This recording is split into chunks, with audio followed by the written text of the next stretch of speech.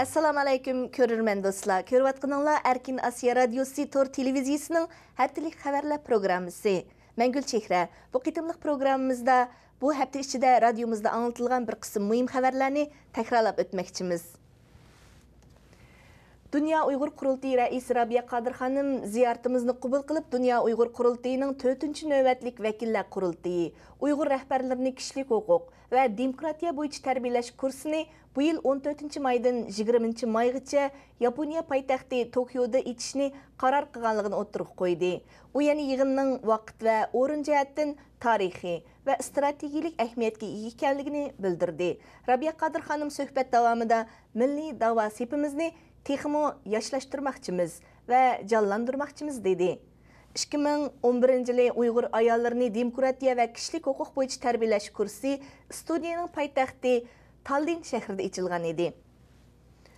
Xotan Mukuyla voqeasida yaralangandan keyin tutib turilayotgan 5 bolaning ichida hayotiy xavf ostida turayotganlarning borligi oshkorlandi.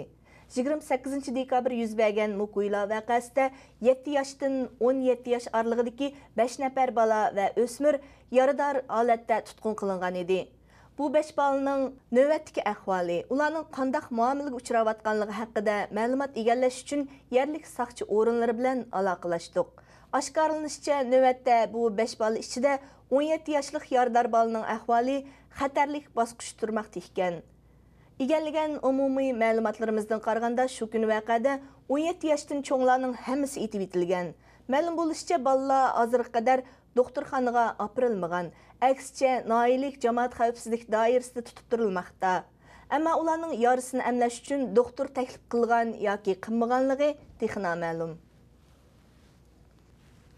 Bundan 5 yil ilgari Aqsudagi bir kasbiy texnika maktabining qurg'uvchisi bo'lgan sobiq korxonchi Buxalcham Rusul radiomizning ziyoratini qabul qilib, bu yil yozda Aqsu qamoqxonasida ko'rgan anglaganlarini pash qildi. Buxalcham Rusul majburiy chiqib etilgan maktabining davosini qilish jarayonida vaqtliq tutib turilish o'rnida qamalgan va bu yerda uylarining chiqilishiga qarshi chiqqanligi uchun tutib kelingan Uyg'urlar bilan suhbatlashish fursatiga ega bo'lgan.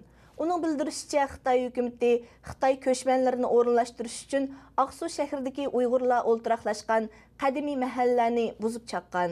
Uy egalari qarshilik ko'rsatsa, qamoqqa so'ligan. Doiralar yana uy egalarining sudga arz qilishining oldini olish uchun ba'zi uylarning uy xatlarini bulab elib ketib, izdiraksiz yo'qotib o'tgan ekan. Aqsuning Igachi yezisida o'ltirishliq dehqon Ahmad Qasim 2001-yili kuzda 5 mo yerdan chiqqan 39 xalta bug'doyni shaharga elib manganda hayonkashlik bilan ayblanib 5000 yuan jarimanaga uchirgan. Ahmad Qasim umumiy mahsulotining qimmati 2000 yuanga bo'lmaydiganligini bildirib, jarimanani rad qilgan. Xitoy xodimlari Ahmad Qasimning 39 xalta bug'doyni musodara qilish bilan tang kiraga olgan yuk avtomobilini tortib olgan. Ajablanarligi shuki, shu kuni shu maydonda 20 tonna guruch ilib mangan Xitoy savdogarga faqat 400 yuan jarimani qo'ygan. Xitoy savdogar jarimanini to'lab yo'liga ravon bo'lgan. Halbuki Ahmad Qasim ta hozirgacha bu nohaqchilik ustidan arz qilib natijaga erishaolmagan. 2012-yili 1-oyning 1-kuni Yevropa Sharq Turkiston Ma'arif jamiyati oylik suhbat faoliyatini uyushtirdi. Faoliyatga Saudiya Arabiston, Turkiya va Germaniya qatorliq joylardagi jamiyatlarning rahbarlari va mehmonlarning qadamini qutlab Gollandiyada yashayotgan qarindoshlar qatnashdi.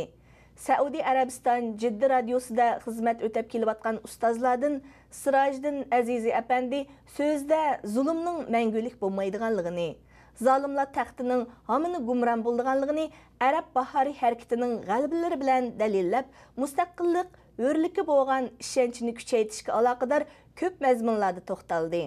Boshqa yig'in ishtirokchilari mo qimmatli fikrlarni o'tirg'i qo'ydi. Yaponiya Uyg'ur jamiyati 2012-yilning tunji faoliyatini Yasukuni ibodatxonasining oldida o'tkazdi. Yaponiya Uyg'ur jamiyatining raisi Ilhom Mahmudning bildirishicha, Yaponiyaliklarning ko'p qismi 1-oyning 2-kuni Yapon Yasukuni ibodatxonasini ziyorat qiladi ekan.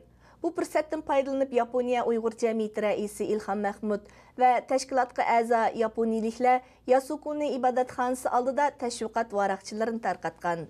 Ranglik rasmlar bilan bostirilgan varaqchilarda Uyg'urlarning qisqacha tarixi, hozirgi vaziyati va 5-yo'l Urumchi vaqasi qatorliqlar haqida ma'lumot berilgan. Yaponiya Uyg'ur jamiyatining raisi İlham Mahmud bu vaqtda to'xtalib, faoliyatning utuqliq bo'lganligini bildirdi. Hürmetli televizor kökçüler, yuqorida sizlar Erkin Asiya radiosuning haftalik muhim xabarlar programmasini ko'rdinglar. Kelar hafta ko'rishguncha omon bo'lgaysizlar. Xayr xo'sh.